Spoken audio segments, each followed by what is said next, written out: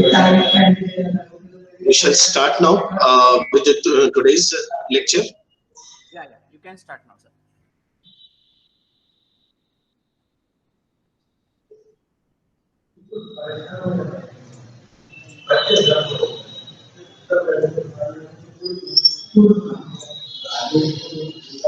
So again the same thing, strength of material. This is our lecture number 2, and this is regarding the topics covered under this today's head is columns and studs, and number 2, deflection of beams. And you please confirm that I am audible and you can see me. Yes, sir, you are clearly audible. Okay, thank you so much. Thank you so much. So I will not interrupt here onwards then. Now, as far as the subject of strength of material is concerned, it is basically studies the strength of material as well as the elements made from those materials, which are designed, which are derived to sustain, to take the load and their effects. Of this, continuing with the same topic, strength of material, the next element is column and strut. Now, as far as the strut is concerned, it is basically a structural member. Now, before going for the definition of strut and column, one must understand what do you mean by structure and what is the basic difference between a structure and a mechanism. Because unless and until we don't have this insight, I think it would be difficult for us to then differentiate between the elements. So what is a mechanism? It is the assembly of different force members. Mind well the words. We precisely use linkages. A mechanism is the assembly of different linkages, force members, which transmits motion, which transmits force, which transmits power from one element to another and have a relative motion between them. It is known as mechanism. The condition relative motion is very important between the elements. Just take the example of a 4-bar chain mechanism. You take the example of slider crank mechanism, wherein we say that all these are mechanisms having relative movement, relative motion between the two members, one with respect to another. So that is called mechanism. Now, how will you define structure? Again, it is an assembly. See, here mechanical engineers, we are not talking about the civil structures. We are talking about the mechanical structures. Sorry, when I say mechanical structure, our lathe machine, columns and base, our drill machine, columns and base, our milling machine, casing, housing. These are the examples of structures. A housing is basically a structure, but it is a mechanical structure which incorporates or helps to support the members which are rotating, which are transmitting some power, some torque to the mechanism or elements. So we are talking about engineering. Say which engineering? Mechanical engineering. We are not talking about civil engineering structures, like columns and structures and slab. No, sorry. That is a relevant part, but for us, the relevancy is with mechanisms. So when we say structure, it is the assembly of different members. And when we say assembly of different members, it means that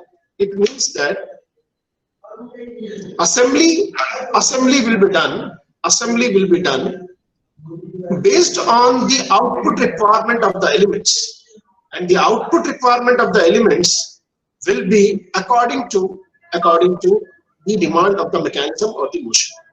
So when we say a structure, it is the assembly of different force members, which will take up the load acting on the structure, but the relative motion between the two elements will be restricted. Let us take the example of columns of our lathe machine. See, the lathe machine is horizontal one. That lathe machine is resting on the base, and the base are supported by the columns, and there is no relative motion between the base and the columns. So this is known as structure. Now when we see structure, structure is composed of three basic elements. Number one, a horizontal member. Number two, a vertical member. Number three, an inclined member. Horizontal, vertical, and inclined. When I say horizontal member, we used to refer it as beam. It is the horizontal structural member which takes up the load acting on the structure. When it comes to vertical member, we usually call it as column. Yes, we call it as column. An inclined member, all these members are known as strut basically. But when we specifically want to differentiate between a column, a beam, and the inclined member, generally we refer it to as a strut. Yes, in day-to-day life, but basically a strut is a structural member. It can be any. It can be horizontal, it can be inclined, it can be vertical. It is known as strut. Now coming over, so what is strut? A structural member subjected to an axial compressive force is called as strut. Now the condition is compressive force only. No tensile force, only compression. When we say only compression, it means that the load can be applied.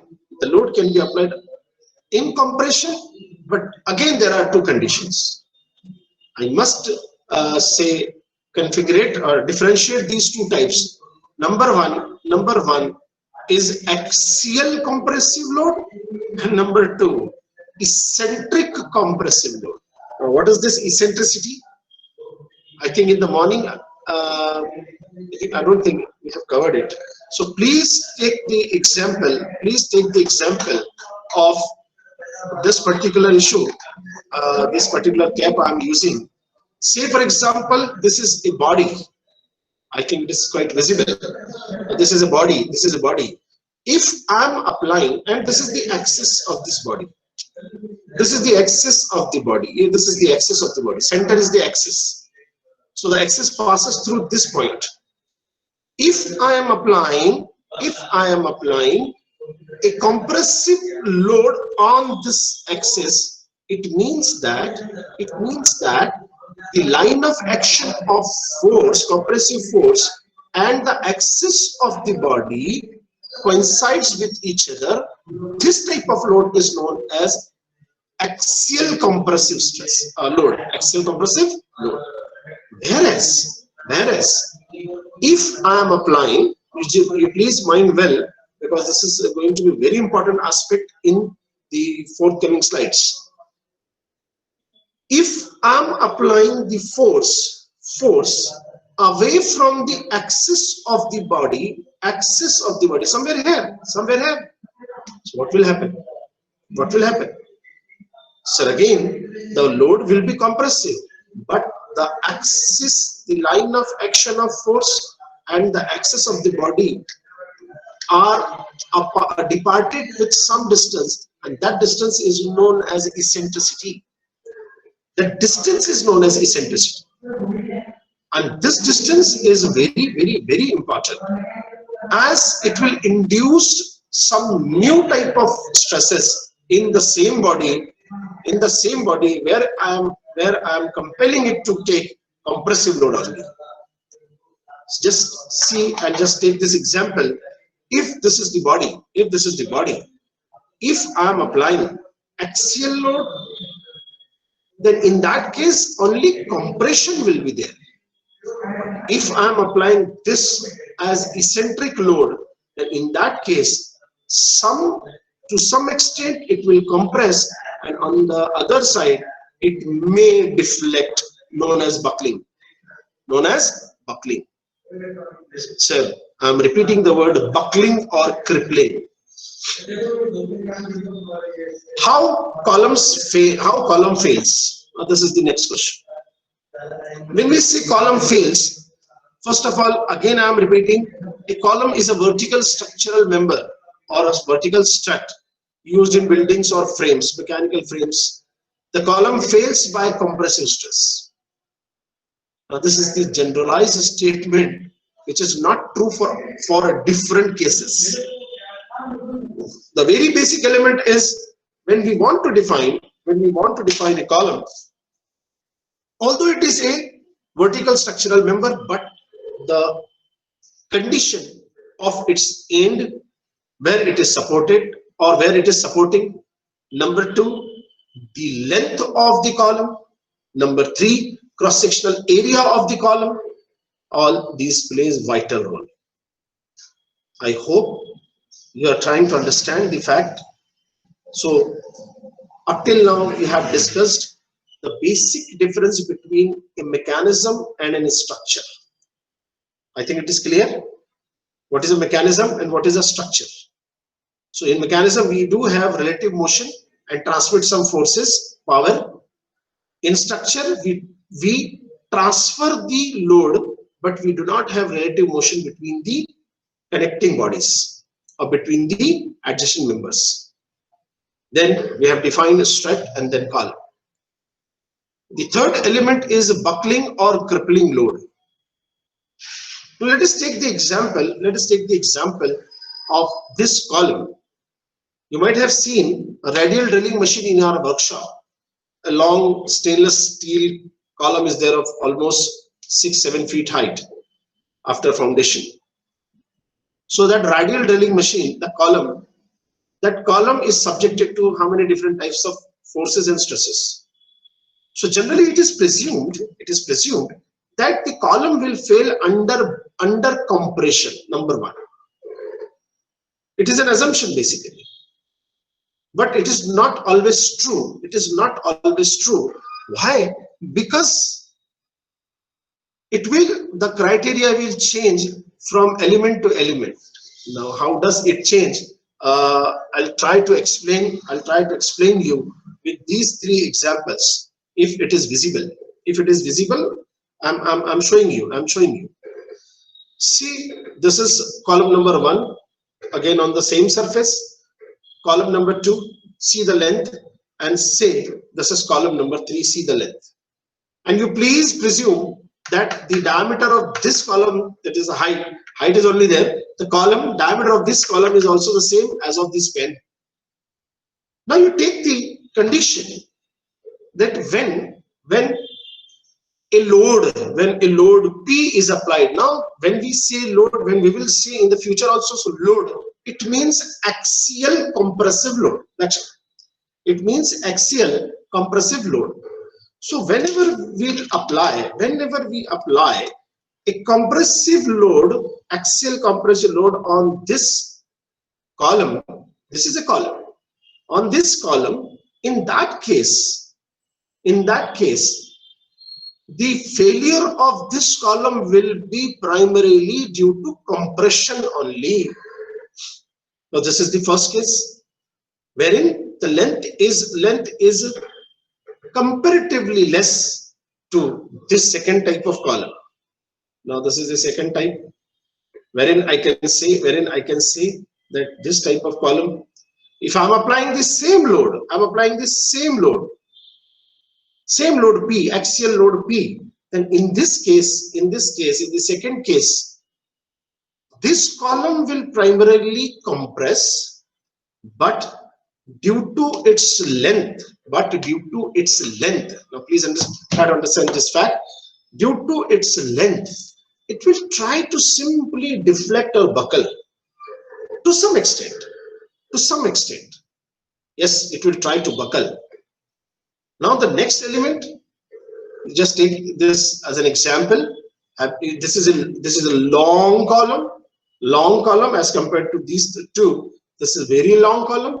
Now when we apply a compressive axial load on this column will deform, which is very negligible. But due to its vertical length, sir, this height or length, whatever you call, sir, this will definitely try to deflect this column. That's why we classify the column on the basis of a factor known as a slenderness ratio. Now that slenderness ratio is nothing but the length of column divided by the radius of gyration. Since we have assumed that the diameter of these three columns are same, so the radius of gyration will be same. So the classification will now be dependent on, or the buckling will be dependent on the length only. So we are classifying these three types as short column. Failure occurs mainly due to direct compressive stress only, and the role of bending stress is by bending or buckling is negligible. Medium column, failure occurs by a combination of direct compression and bending or buckling. And the third one is long column, whose length is so related. I'm using this word. Its length is so related to the cross-sectional area that the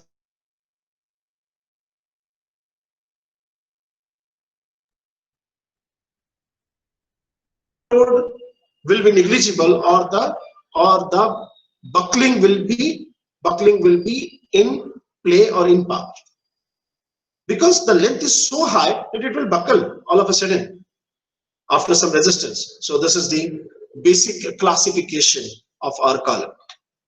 The next, to solve numerical on columns, basically columns, or you can directly call it studs, one and the same thing now. We have to go through the Euler's column theory.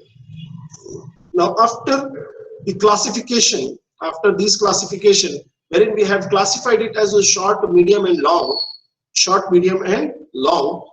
we can say that Euler's column theory, now you just look at to the assumptions made. This is an assumptions of Euler's theory. So I think this can be easily deleted. Number one, axis of the column is perfectly straight when unloaded. If this is the column, its axis must be perfectly straight. When it was loaded, it should have been perfectly straight. After removal also, it is perfectly straight. Next, the line of thrust coincides exactly with the unstrained axis of the column. It means that it should be an axial load and not the eccentric load. And number three, flexural rigidity. Whenever I say flexural rigidity EI is uniform. Now what is this E? What is this E? It is material property. When I say material property, we have to assume that the material of the entire column is homogeneous. It is isotropic. Having same physical properties. So it is homogeneous. What is this EI? I stands for moment of inertia. Now, if it is circular, pi by 64 d raised to the power 4, that is the moment of inertia.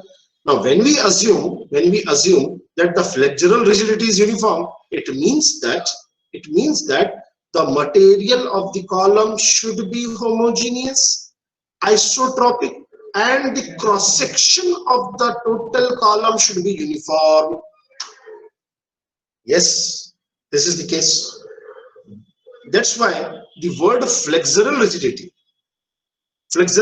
is there. Generally theory, this theory, why I am say emphasizing on this theory article, because over this article the numerical ways are based. So please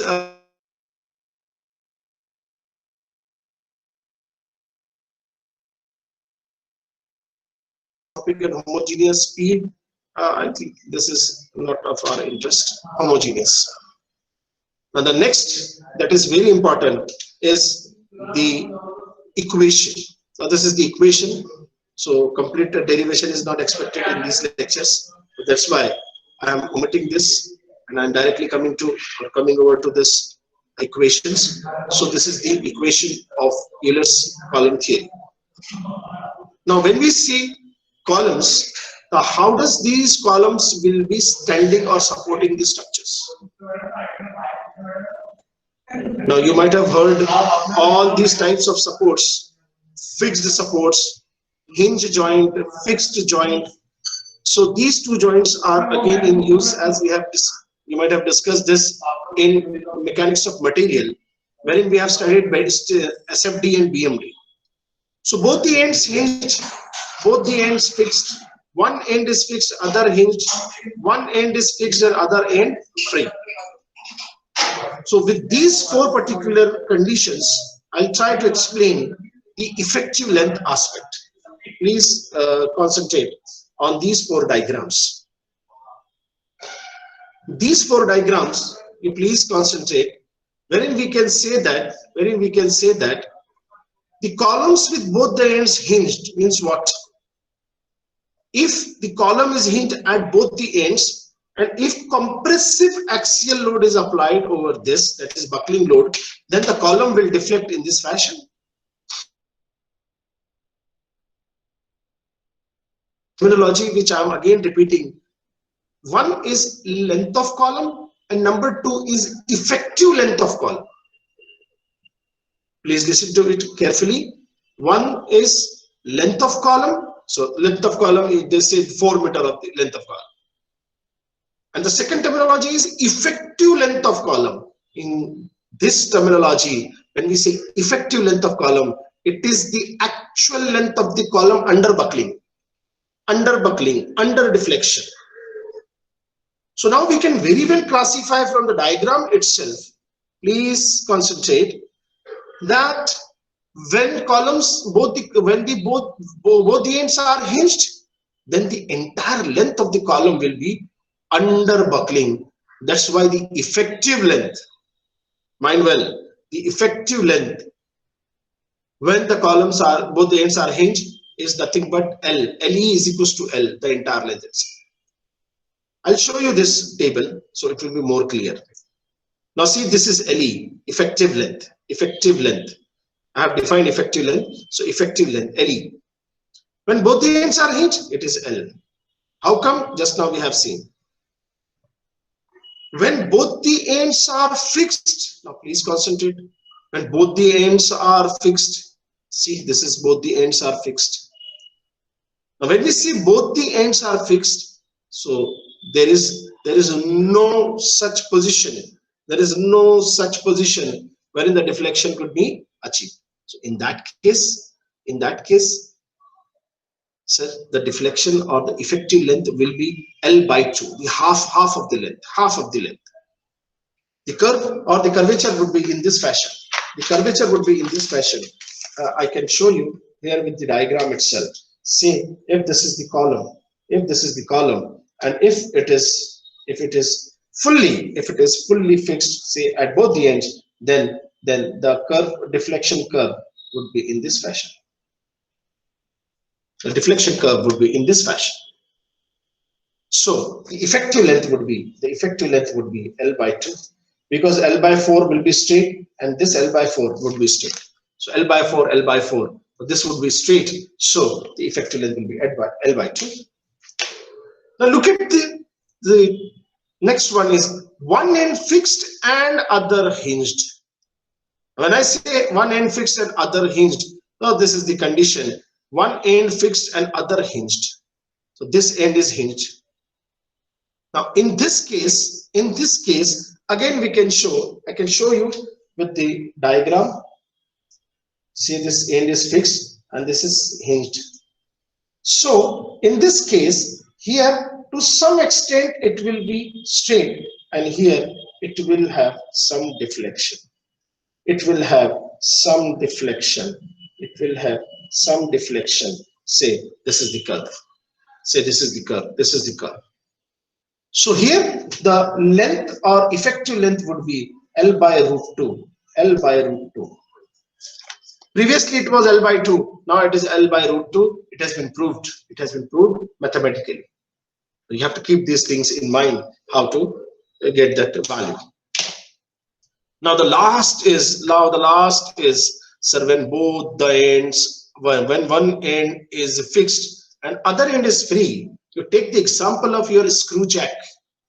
You take the example of your screw jack spindle. Yes, its one end is fixed and the other end is free. So in that case, it may deflect in this direction as well as in this direction also. Therefore, we consider effective length as twice the length of the total column. That's why you please concentrate on this, twice L. So again, going back, say one end fixed and other free. You might have seen the difference in formulas. Say here it is L square. Basically it is LE, but LE is equals to L, so L square, LE square, so L square. But here it is LE square, but LE is equals to twice L, so 4L square. You please concentrate on this. So these formulas are not correct. I'll change it right now. Now when I say both the ends are fixed, it means that both the ends are fixed, L by 2. So LE is equals to L by 2 whole square means 4L. So here it should have been 4L, 4 pi square EI upon L square. 4, it should have been 4. It should have been 4. So next is columns with one end fixed and other end hinged, L by root 2. So 2 pi square EI upon L square. Oh, this is the formula.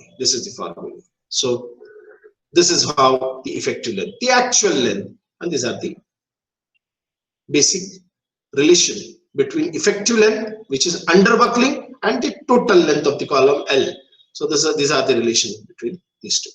The next is, as I have defined you, slenderness ratio. Again, this is a very important factor in the calculation or in the so while solving numerical, this is again very important. So how do we classify short column? Having slenderness ratio 0 to 40. That is the effective length of member upon least radius of gyration. Intermediate column 40 to 125. Long column 125. Greater than 125. Now these conditions differ in many of the texts. Generally, Indian authors, they do consider 90.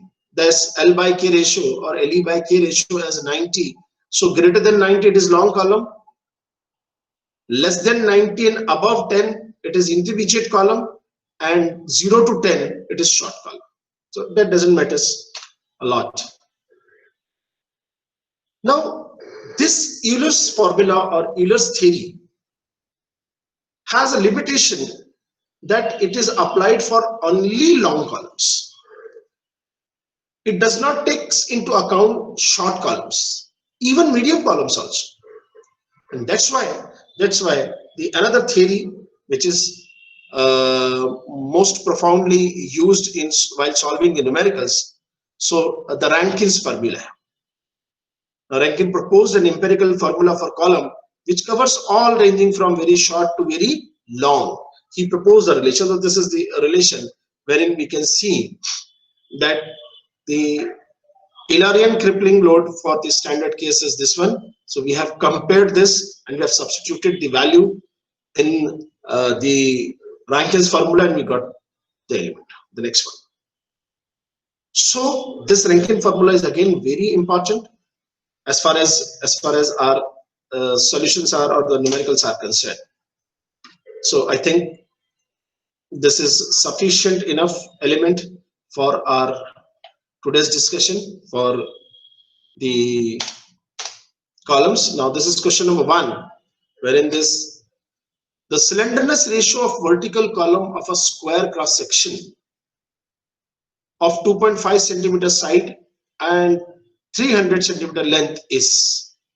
Now how do you calculate slenderness ratio? Just now we have gone through the definition. Yes, this is the slenderness ratio. Now when we say effective length upon least radius of gyration, now this radius of gyration, if the column is solid, then what would be the radius of gyration? What would be the radius of gyration? Yes, sir. What would be the radius of gyration? And then so we can see the slenderness ratio of a vertical column of a square section. Now square section means what would be the, say if it is circular, it is a d by 4. If it is hollow, under root d1 square plus d2 square divided by 4. If it is a square, then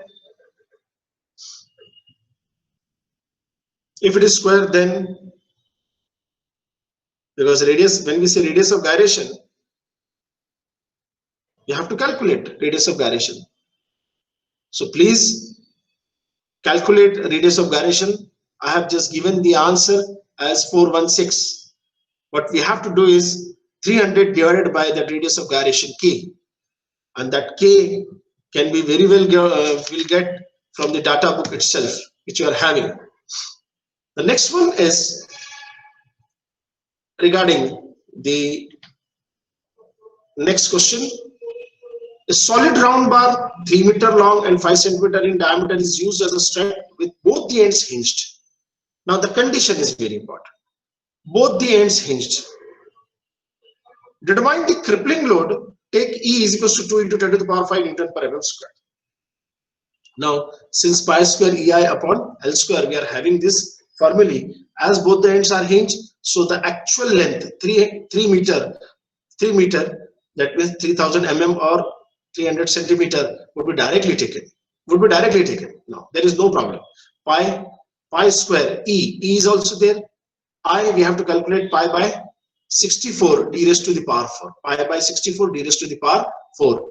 And this is how we can calculate, this is how we can get the answer of this particular question.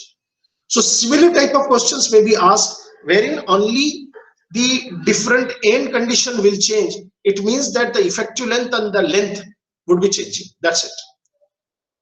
The rest of the problem, as due to the paucity of the time, we can take number of problems, but this is how the sample I am giving you. Only the effective length and the end condition will change in these types of problem as asked in various previous GATE examination.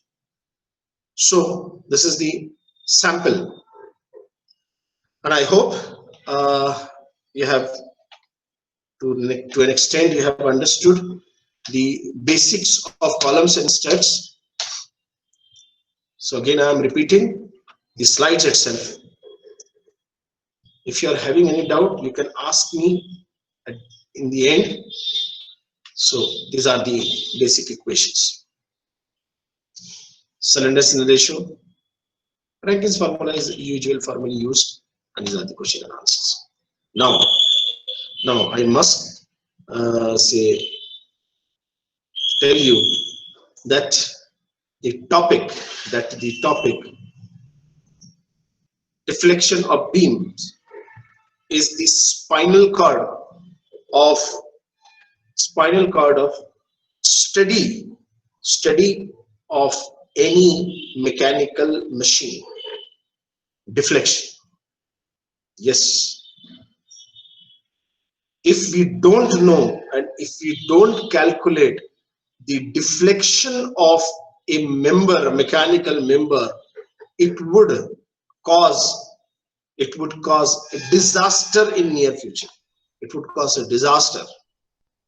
So we must say that when we study this, it requires the basic knowledge of deflection. First of all, what is beam? Beam is an horizontal structural member. Beam is an horizontal structural member which takes up the load or supports the load. What is deflection? What is deflection? Basically, deflection means deformation or displacement of this horizontal member from its original position. When I say from its original position, it means that it may deflect in this direction, in this fashion. It may deflect. So beam, horizontal member, how many different types of beams we have seen? It's cantilever beam, simply supported beam, overhanging beam, continuous beam, fixed beam. These are the different types of beams which we have studied. Now, when I say deflection of beams, how beams deflect? Now, this deformation of the beam is usually expressed in terms of deflection. And the deflection is measured from original neutral surface or axis. Basically, it is axis. So, if this is the beam and this is the axis, then if we, sorry, I cannot deflect it because it is rigid bar. So, I can take the help of this particular. So, if this is deflecting, mind well, if this is deflecting, yes, this is deflecting. So, original axis and the maximum curvature and the point at which maximum deflection occurs. This is the basic difference. Yes. The distance between two neutral axes. No, the axis is generally known as neutral axis, which passes through the center of gravity of the beam. Yes, sir, center of gravity of the beam. So this is how the deflection is may be defined. Now, a simple diagram wherein some uniformly distributed load is there and the beam is deflecting. So elastic curve or deformed shape is shown. For the sake of understanding, just enlarging this. So now we say that the deflection is maximum at the center. For this case, if the beam happen to be a cantilever, then the maximum deflection would be there at the free end. Say this is the cantilever beam where this beam is fixed at one end while the other end is free. If this is again loaded or deformed, then the curvature will be in this fashion. The curvature will be in this fashion. So please mind well, I'm talking about the maximum deflection. So this is all about deflection of beam.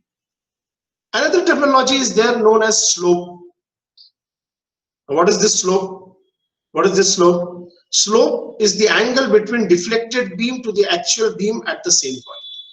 Now again I'm trying to explain with this same diagram. So here, a tangent to this curve at this point, with the horizontal will tell us about the slope of this beam, slope of this deflected beam. Yes, sir.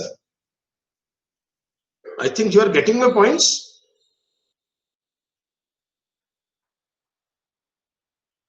No chance. No replies. I think Hello. we must. Yeah. You can continue, sir. Okay, sir. So the elements of this deflection are deflection and slope. The next is methods of determining the beam deflection. Now, how to determine? And I'm giving you the first three on the most important part, based on which the numericals are always asked. Now, how to solve the numerical? I'm giving you, I think, one or two examples I have solved with the different methods. So double integration, Macaulay's moment area method, conjugate beam method, then strain energy method. Basically it is Castigliano's, and it is very, very important in the vibrational study of beams, vibrational study of the beam. And the sixth one is virtual work method, that is the slope method of the beam. So this is again an important aspect. So we must start with the very basic of deflection, that is the deflection equation. Okay, so we can go for the differential equation for the elastic band. Now, whenever we say a beam, so the beam is represented as a horizontal structural member. So if the curvature of the beam, in this case, I'll explain you the curvature.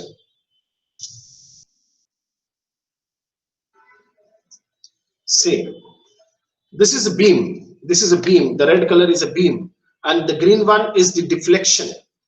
It has been deflected by virtue of different type of load. So in this case, how to represent the curvature, how to calculate or evaluate the differential equation. So for this, how to calculate the slope, how to calculate the deflection, we have assumed a small portion. We have assumed a small portion here,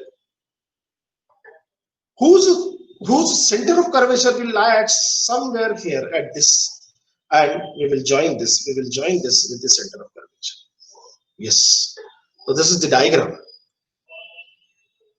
Let a small curvature is there with del S as the. So here we say that you please concentrate on this page. So this is the angle, small angle, infinitesimally small, delta theta. The rest is there on the PowerPoint.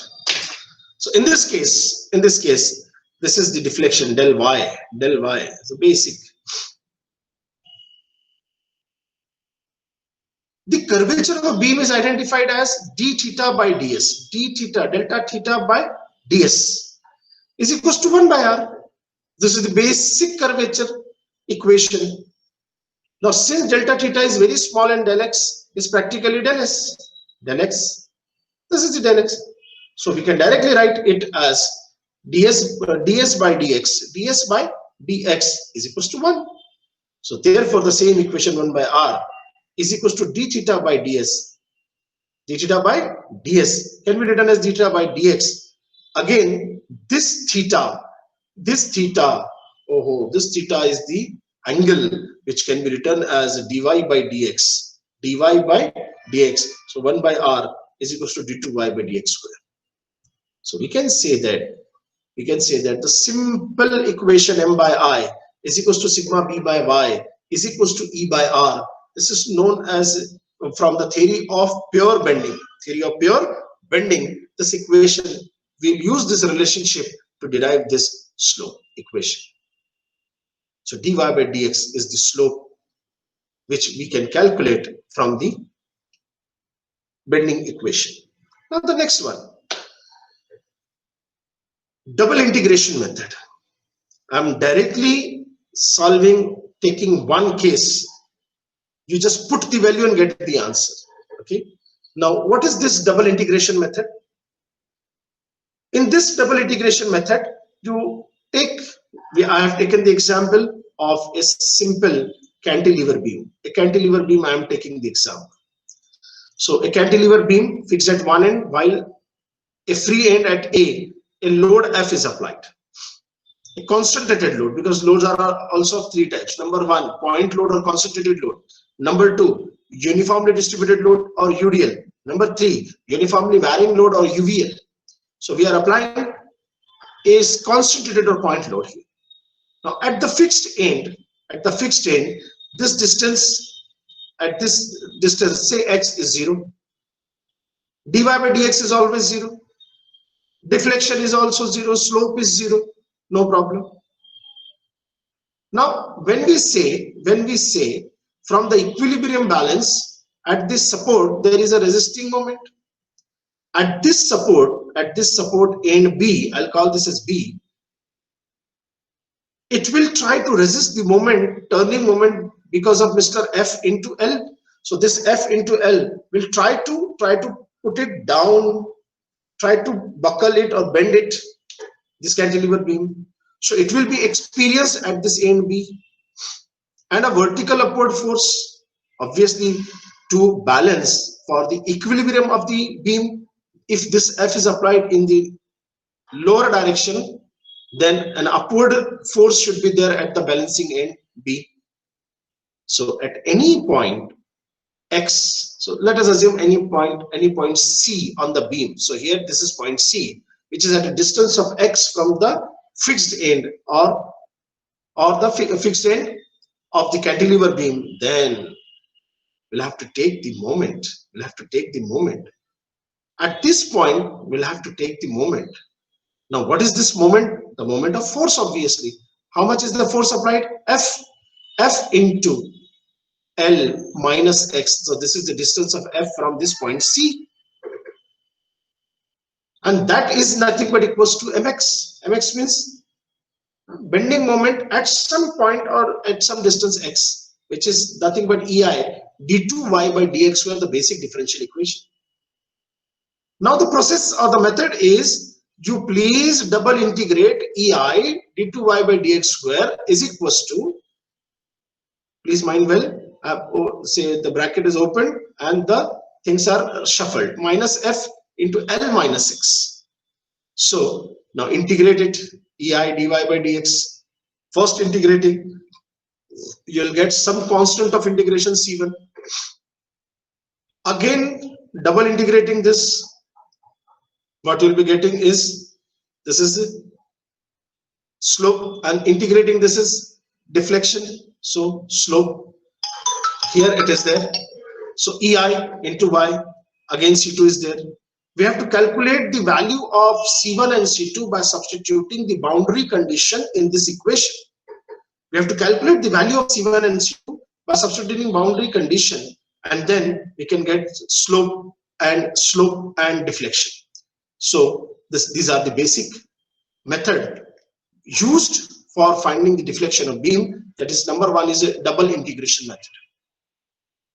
The second method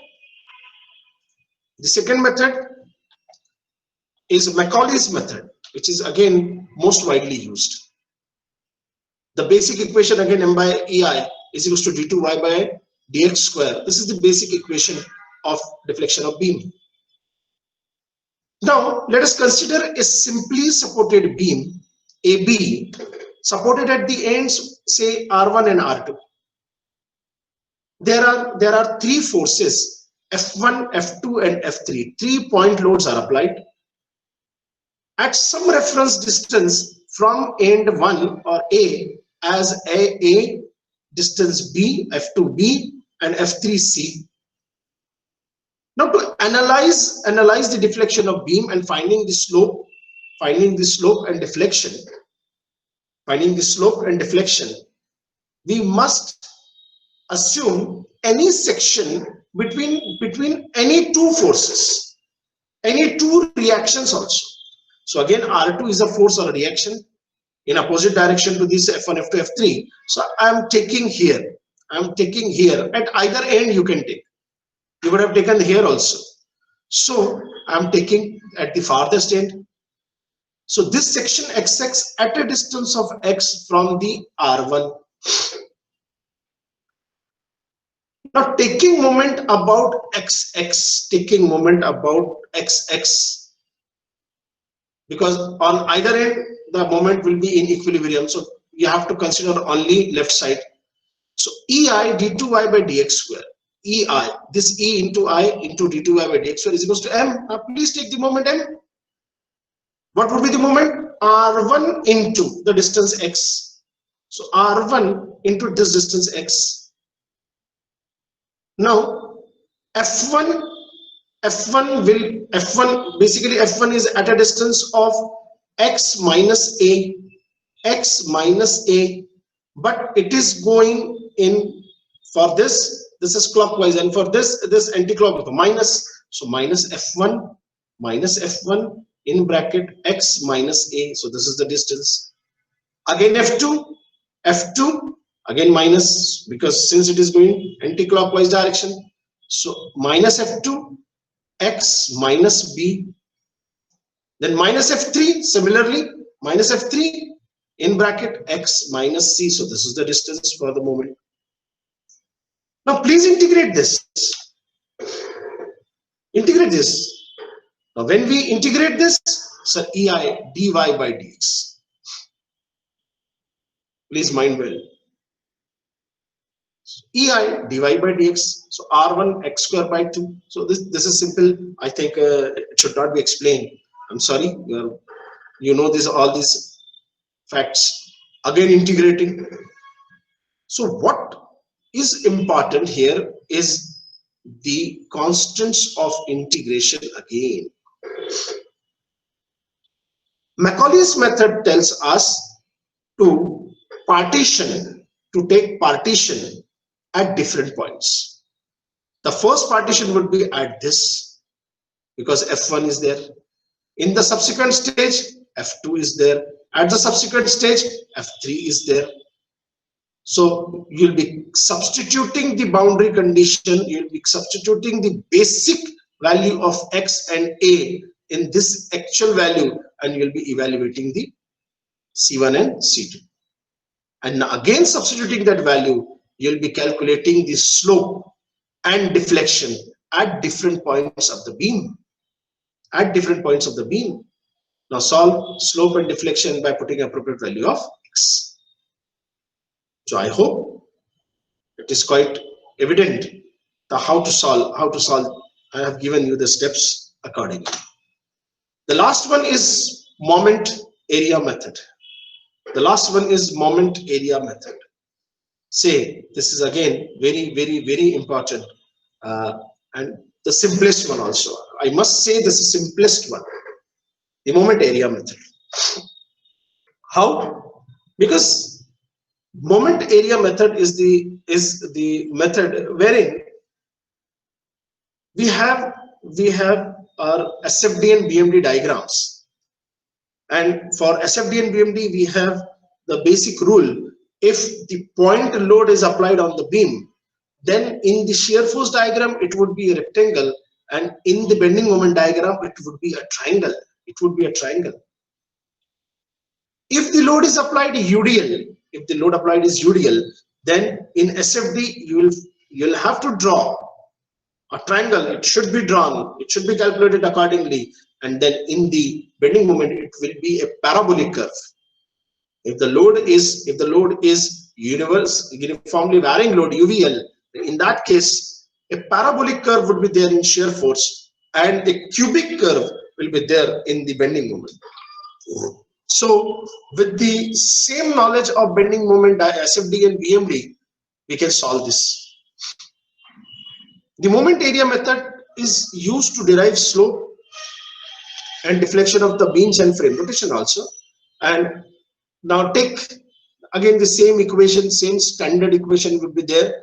Now I'm solving this particular problem for you so that you can get the idea as to how to attempt using these three methods. Now determine the deflection and slope of the cantilever as shown. Now consider a cantilever beam fixed at one end A and a length of L, where a force F is applied, point load F is applied at the free end B. Due to this point load and a span of L, this cantilever beam gets deflected. Now the deflection would be represented in moment area form. So now please consider this. This is very important. Now why do we have drawn this as a triangle? The bending moment would be maximum at the fixed end. Moment would be maximum because it will try to resist. So it would be maximum. So say the triangle is maximum here. And bending moment would be 0 at this point, because bending moment is always 0 at the free end of a cantilever beam, because there is no support. So this is the moment area, or the bending moment. From bending moment diagram we have drawn the moment area. Now looking at this moment or bending moment diagram, the bending moment of this beam at A is F into L. So this is F into L. Only the magnitudes we are taking, and we are not considering sign convention, whether going down is positive or going up is negative. So we are taking the magnitude itself. The bending moment at A would be F into L. Now area of bending moment diagram, what would be the area of bending moment diagram? Because bending moment at this point is MA. So this is FL. And what would be the area under the curve? Half base into height. So half base means L into FL. So FL square by 2. Simple concept is there. You have to calculate the area. Next, the distance to the centroid of the bending moment diagram. Since bending moment diagram is a right angled triangle. So what will happen, sir? You have to calculate the centroid. Now this is the base and this is the apex. This is the base and this is the apex. Now XC from this is 2L by 2 by 3, actually 2 by 3 into L, and say from base it is 1/3 of L. So we have calculated 2L by 3.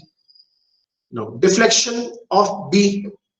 Now this end, the deflection YB we have shown this, the deflection. Now how to calculate deflection? A simple formula is AM into XC upon EI, that is FL cube upon 3EI. The slope at B, obviously slope at B, you have to calculate slope at B, the tangent. So this curve, the equation is theta, that is AM upon EI, that is FL square upon 2EI. So these are the 3 basic methods. In question paper also you will find such type of numericals or such type of derivational numericals, and they'll ask you to calculate. So I hope this moment area method is the simplest one, wherein we have to just remember the basic structure of your bending moment diagram.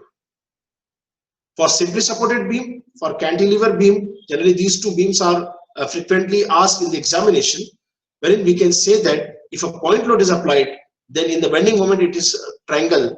If a UDL is applied, then in the bending moment it would be a curve, or rather to be more precise, secondary curve. And the third one is cubic curve. So this is all about the basics of deflection of beam. We must say that the topic of deflection of beam, just revise it once. So the deflection, I have given you the very basic definition of slope, that is the angle made between the deflected beam to the actual beam at the same point. And then these are the different methods. This is the differential equation for the elastic curve, wherein I have explained how to derive this equation with the basic assumption of curvature of beam. So this equation is being derived accordingly, and using the equation M by I is equals to basic bending equation, M by I is equals to sigma B by Y is equals to E by R. Having this, we can say that the equation is well achieved with this same diagram. Next, double integration method. Again here we have to double integrate. In Macaulay's method, the most important point is the reference one, that is how to locate this section XX, so that the forces can be evaluated based on their moments from that reference point. So these are the steps used. And again the element C1 and C2 are the constants of integration wherein this can be asked by calculated by substituting the boundary conditions. Now these boundary conditions would be assumed depending upon the type of beam and the reference section we have taken. So here again the partition method or the bracket method is used to calculate the first bracket. The first bracket would be there for C1, then again for C2, and then we can calculate C1 and C2. The next and the last one is moment area method, wherein we say that this is the most simplest method used in the deflection of beams.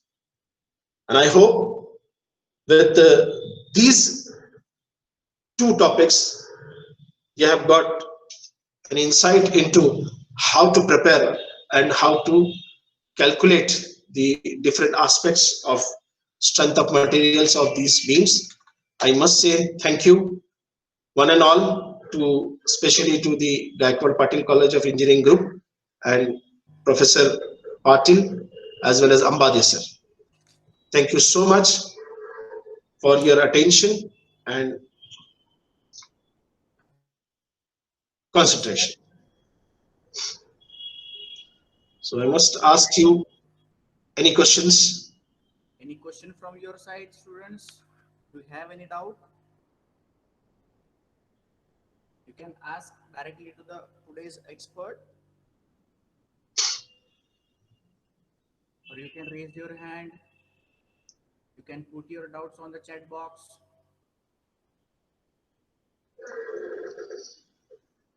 No one?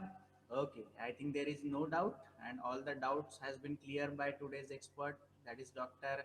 Sohail Parvez sir. So I score the good marks in the coming GATE examination. Thank you very much, sir, for accepting our invitation and sharing your valuable knowledge with the students. Thank you once again, sir. Thank you, sir. Thank you so much and best of luck to all of you.